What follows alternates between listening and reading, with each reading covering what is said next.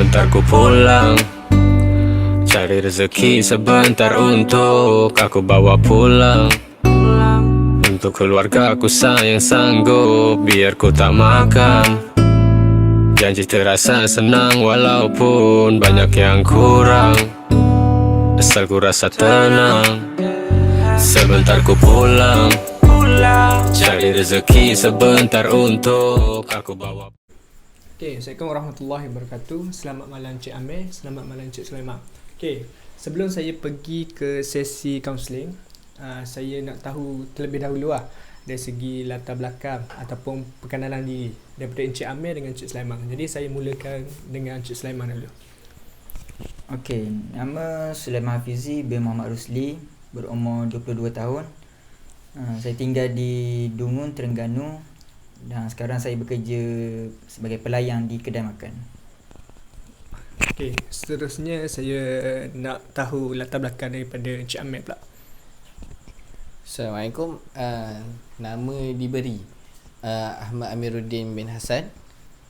Saya berumur 23 tahun dan saya berasal daripada Dungun, Terengganu. Sekarang ni saya masih lagi bergelar student di Universiti Kebangsaan Malaysia dan mengambil kos dakwah dan kepimpinan. Terima kasih Encik Amir, terima kasih Encik Sulaiman. Sekarang saya ada dua orang tetamu. Yang sebelah kanan saya Encik Amir masih bergelar sebagai student, pelajar, mahasiswa di peringkat Ijazah Sarjana Muda di Universiti UKM. Betul tak? Yang sebelah kiri saya iaitu Encik Sulaiman. Encik Sulaiman sekarang ni bekerja sebagai pelayang di kedai makan. Seperti mana yang kita tahu, bila ada tetamu yang datang kemari berjumpa dengan saya, yang secara logiknya mesti ada masalah dari segi dalaman diri. Jadi sebelum tu saya nak tahu daripada Encik Amir dan Encik Sulaiman, apa Encik Sulaiman dan Encik Amir ni mempunyai masalah ataupun nak bagi aduan ataupun nak membagi nasihat ataupun nak minta nasihat daripada saya untuk dijadikan sebagai solusi kepada masalah-masalah yang dihadapi daripada tetamu saya pada hari ini. Saya mulakan dengan Encik Sulaiman. Saya nak macam tak pendapat sebab saya ni sebenarnya macam saya ni sangat bergiat dalam aktiviti rempit ataupun lumba haram. So saya rasa macam benda ni tak mendatangkan faedah kepada saya, dan tu saya ingin mendapatkan solusi daripada Encik.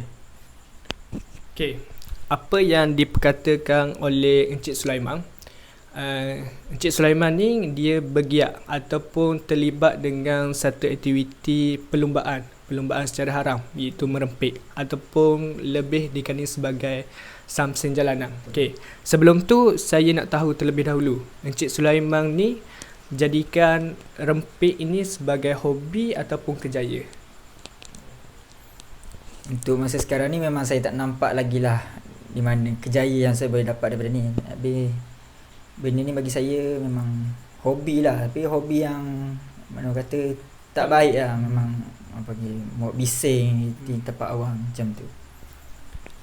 Apa yang saya boleh simpulkan daripada Encik Sulaiman bagi tahu tadi, betul, aktiviti samsen jalanan ni tidak boleh dijadikan sebagai kerjaya. Ianya hobi, tapi hobi ni ia boleh dibagi kepada dua, hobi negatif dan hobi positif. Yang samsen jalanan ataupun merempit ni ia boleh dikategorikan sebagai hobi negatif. Untuk soalan yang kedua, saya nak tahu macam mana ataupun Encik Sulaiman ni boleh terpengaruh dengan aktiviti macam ni, daripada bila dan bagaimana? Aktiviti rempit ni bermula daripada zaman kanak-kanak lagi di mana masa tu kita berkawan-kawan dengan geng-geng kampung. Masa tu main basikal. So basikal pun saya start masa tu bukanlah beli dari kedai yang dah siap. Kita bukan keluarga senang masa tu. So kita beli yang second hand lah. Saya modify sendiri saya punya masa tu lah, macam nampak daripada tu kita cat balik, lepas tu kita tukar rem masa tu. Lepas tu apabila bila sekolah rendah tu, sekolah menengah, kita start lah main motor. Kita main motor. So walaupun motor-motor biasa, kita nampaklah minat untuk macam kita merempik, kita panggil rem motor tu bila nak keluar sekolah tu, kalau ada member ajak race. Masa tu macam gurauan lah. Tapi selepas tu sedikit tu kita, saya ni bergiat dalam aktiviti lomba haram, di mana kadang-kadang malam minggu kita akan berlumba sama sendiri di jalan-jalan utama di bandar. Lepas tu sampai sekarang orang pun saya sendiri masih menjadi cakap joki lah, joki motosikal ni untuk perlumbaan haram yang ada habuannya. Biasanya orang main ribu-ribu ringgit untuk biasanya orang pertaruhkan duit lah untuk geng ni. Okay, benda yang perkara yang Cik Sulaiman bagi tahu tadi, ya betul. Kebiasaannya apa yang boleh memberi pengaruh kepada kita ni, kebiasaannya ia datang daripada budaya persekitaran. Macam Cik Sulaiman beritahu tadi, macam mana dia boleh minat ataupun terpengaruh dengan budaya-budaya perlumbaan ataupun merempik ni. Ya, peringkat permulaannya daripada zaman sekolah rendah. Okey, daripada kanak-kanak. Mula-mula dia minat bermain basikal. Lepas tu naik ke stage yang bermain motor masa sekolah menengah. Tu seterusnya semakin serius untuk menceburi dalam bidang-bidang samsin jalanan ni. Okey. Ya, betul benda tu. Okey, yang ni saya simpan dulu. Saya pergi ke tetamu saya seorang lagi, Encik Amir. Okey, macam Encik Sulaiman bagi tahu tadi, Encik Sulaiman ni dia terlibat dengan aktiviti yang tidak berfaedah seperti merempik. Okey. Yang tu masalah dia untuk tinggalkan perkara-perkara seperti itu. Okey, macam Cik Amir pula, macam mana? Cik Amir datang sini berjumpa dengan saya. Cik Amir nak satu nasihat ataupun apa yang Cik Amir alami, masalah untuk saya boleh tolong Cik Amir bagi solusi. Okay. Tujuan pertama saya datang sini adalah tidak lain tidak bukan adalah untuk menyelesaikan masalah saya sendirilah. Tu masalah saya kurang keyakinan bila berhadapan dengan orang-orang di luar sana. Kadang tu saya kurang keyakinan juga untuk bercakap dengan family sendiri. Jadi itulah masalah saya. Okey. Seperti Cik Amir mempunyai masalah keyakinan diri, iaitu keyakinan untuk mendampingi dengan orang awam, termasuk dengan keluarga sendiri. Okey. Saya nak tahu macam mana peringkat permulaan Cik Amir tu daripada sekolah. Macam mana Cik Amir boleh macam mana Cik Amir boleh tahu simptom-simptom yang berkait dengan keyakinan diri ni. Mula mengetahui simptom yang Cik Amir ni tidak berkeyakinan diri untuk mendampingi orang. Dan sebenarnya yang keyakinan diri ni dia perlu ada pada diri kita. Sebab apa? Sebab Cik Amir ni student. Saya pun pernah bergelar sebagai student pada dahulu. Okey, bila peringkat universiti tidak akan sama dengan peringkat sekolah. Ya, betul. Sebab peringkat sekolah kita boleh menyendiri lagi. Tapi peringkat universiti ia perlu satu budaya bergaul dengan semua orang.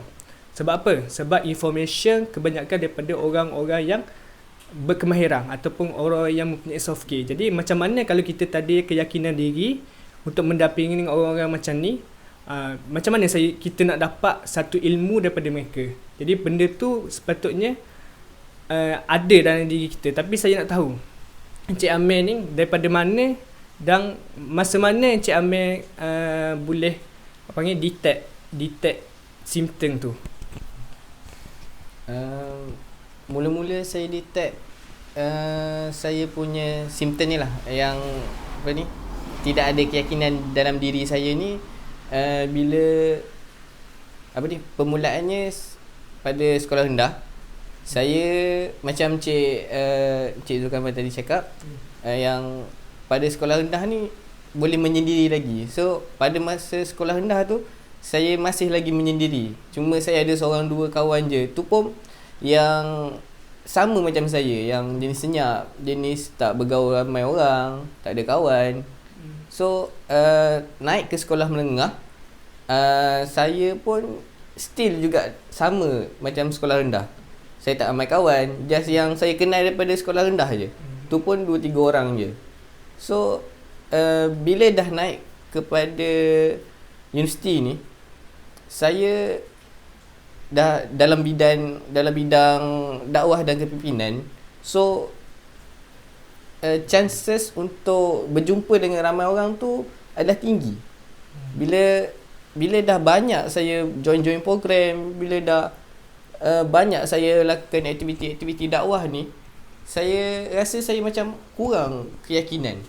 Lagi-lagi bila start PKP ni, datangnya COVID ni, task saya banyak berkaitan online. Saya kena buat video, saya banyak kena edit video, dan untuk hasilkan video tu saya kena record depan kamera pun saya tak dapat keyakinan untuk bercakap.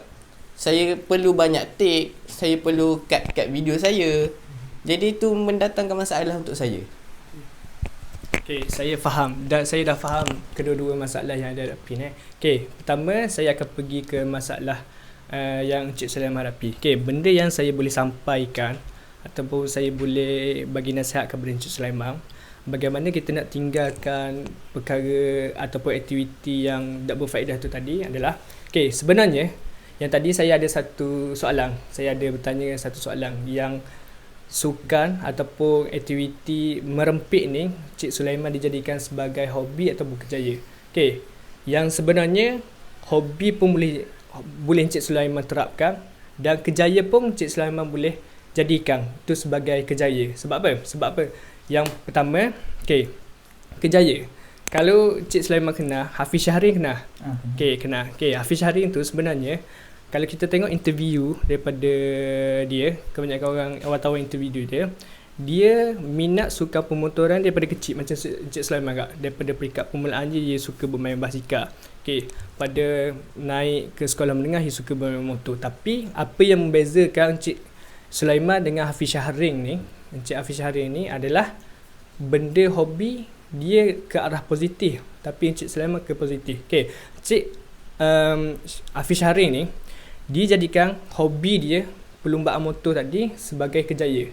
Sebab apa? Okey, Cik Hafiz Syahrin yang tadi dia jadikan perlumbaan motor ni sebagai kerjaya. Dia pergi ke arah, maksudnya masuk Encik Syahrin ni dia tak masuk perlumbaan haram, tapi dia cuba untuk mendekati satu tournament yang liga yang dianjurkan oleh NGO yang melibatkan recreation pemotoran. Okey, jadi benda tu boleh memanfaatkan masa lapang satu, dan sekarang ni kerajaan Malaysia sendiri dah boleh kita mengiktiraf sukan pemotoran ni sebagai sukan yang boleh pergi jauh. Okey, boleh pergi jauh. Jadi Hafiz Syahrin ia memanfaatkan benda ataupun peluang tu.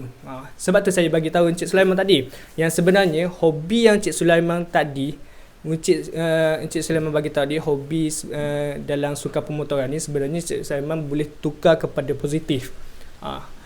Tak perlu ubah kan sebenarnya positif. Maksudnya Encik Sulaiman nak tinggalkan sesuatu sukan pemotoran tadi, nak tukar kepada hobi lain. Sebenarnya tak perlu, sebab kita nak tukar hobi ni ia memakan masa yang lama sebenarnya, dan satu benda yang kita sayang nak tinggal. Jadi kita boleh tukar hobi tu daripada negatif kepada positif. Seperti mana Cik Sulaiman boleh tengok contoh iaitu Hafiz Syahrin. Okay, Hafiz Syahrin suka berlomba, tapi dia pergi pada sesuatu benda yang liga, suka pemotoran yang diiktiraf. Okay, yang benda tu saya boleh bagi ni tahu. Okay, dan Cik Amir pula tadi, Cik Amir, yang benda yang melibatkan keyakinan diri ni, kalau Encik Amir, ni pendapat daripada saya, nasihat daripada saya, sebenarnya dulu pun saya kurang keyakinan diri. Jadi maksudnya saya pun tiada keyakinan diri. Jadi benda yang Encik Amir bagi tahu tadi, sebenarnya Encik Amir dah usaha bagaimana Cik Amir untuk mengatasi masalah ni. Okay, Cik Amir dah join program. Cuma saya nak tanya Cik Amir, Cik Amir join program sebagai peserta ke ataupun Cik Amir join program tu sebagai jadi sebahagian daripada AJK pelaksana ataupun pengurusan? Oh, untuk saya join program tu kebanyakan saya jadi AJK lah. Sebab biasalah universiti ni banyak-banyak program. So saya macam kenalah join lah untuk saya dapatkan kredit lah. Okay, dia macam ni. Dia ada perbezaan dua kita join program. Satu, kita menjadi peserta. Satu lagi kita menjadi sebahagian daripada pengurusan. Okay, bila kita masuk dalam satu universiti ni, kita nak belajar satu soft skill. Salah satu soft skillnya kita untuk mempunyai keyakinan diri untuk mendamping atau berkomunikasi kepada orang awam. Okay, bila kita join program, kita ada dua bahagian ni. Sama ada kita jadi peserta ataupun kita jadi unit pengurusan.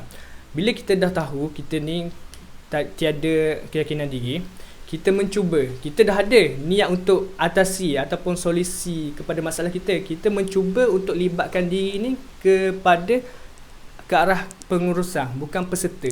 Bila kita terlibat dengan benda melibatkan pengurusan, jadi secara automatiknya dan satu organisasi ni akan bagi satu tugasan.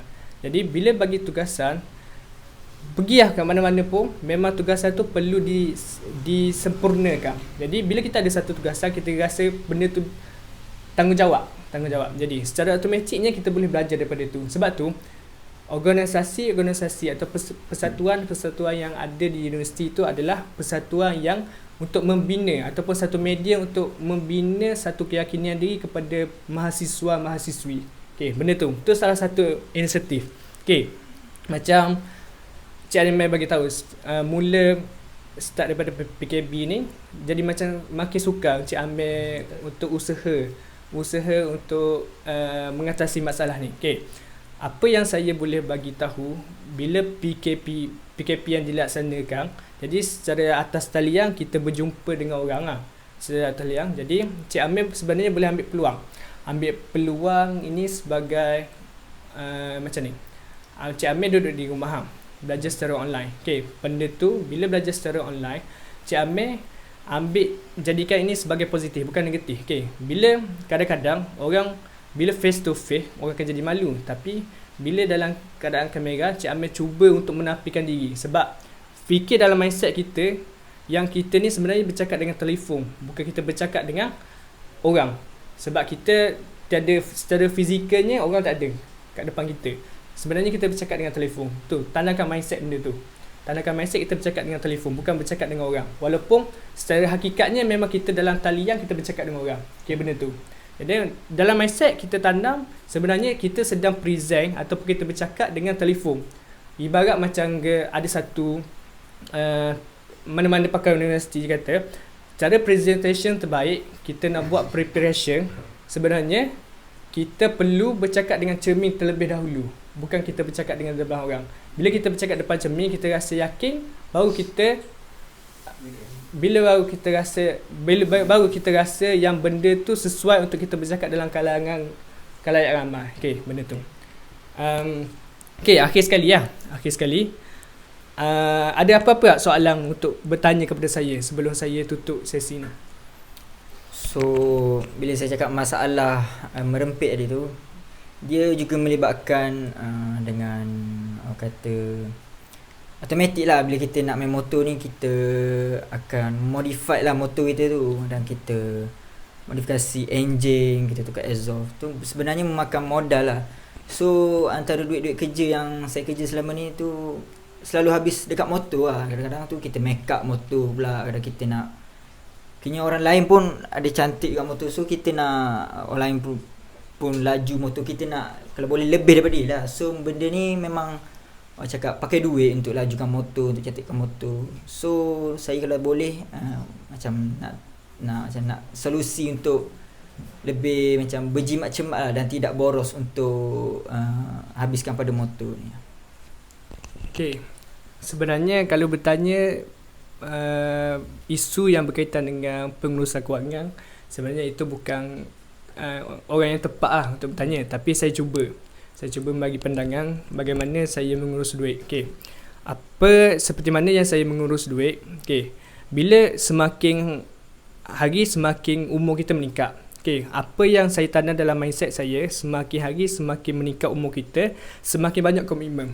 Okay. Masa peringkat permulaan kita di bawah 20-an, kita dah fikir apa yang akan terjadi pada masa depan. Okay. Bila kita melangkah ke umur lebih daripada 20-an, kita semakin hari semakin fikir. Kita sebagai banyak komitmen untuk tanggung diri sendiri, komitmen untuk tanggung adik-adik, komitmen untuk tanggung mak ayah, dan komitmen untuk keluarga kita masa depan. Okay, bila kita tanamkan satu mindset yang kita banyak komitmen, secara automatiknya kita ni berasa untuk saving duit tu, urus duit secara baik. Tapi bila kita tak fikir benda yang berkaitan dengan komitmen, jadi kita rasa komitmen tu terlalu minimum, kita akan habiskan duit-duit tu terhadap satu perkara je lah.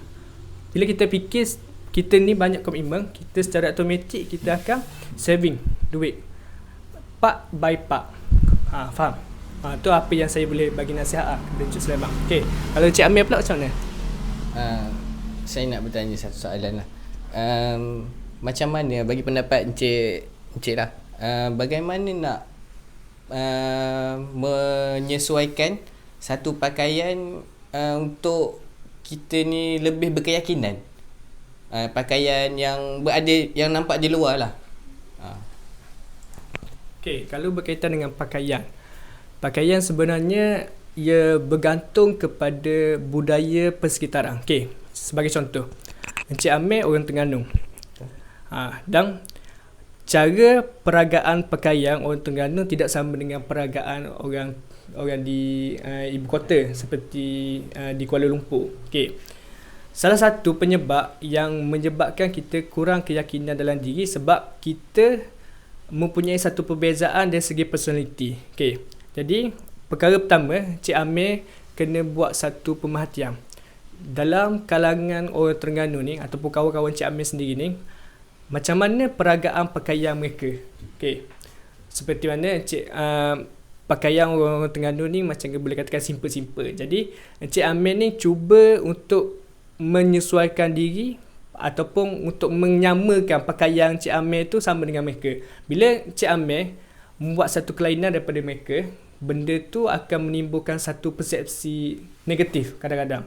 Bila menimbulkan satu persepsi, ia akan datang satu cacian, kajian, atau menyebabkan kita ni semakin hari semakin kurang keyakinan dalam diri. Bila Encik Amir pergi ke luar negeri, maksudnya pergi ke negara orang, Encik Amir perlu buat pemerhatian macam Encik Amir duduk di Terengganu tadi. Okey, Encik Amir pergi ke Kuala Lumpur. Jadi takkan Encik Amir perlu memperagakan pakaian Encik Amir di Terengganu dan memperagakan pakaian Encik Amir di Kuala Lumpur. Itu tak sesuai. Jadi Encik Amir kena menyesuaikan diri lah, cara budaya ataupun persekitaran mereka. Itu salah satu untuk kita meningkatkan keyakinan diri.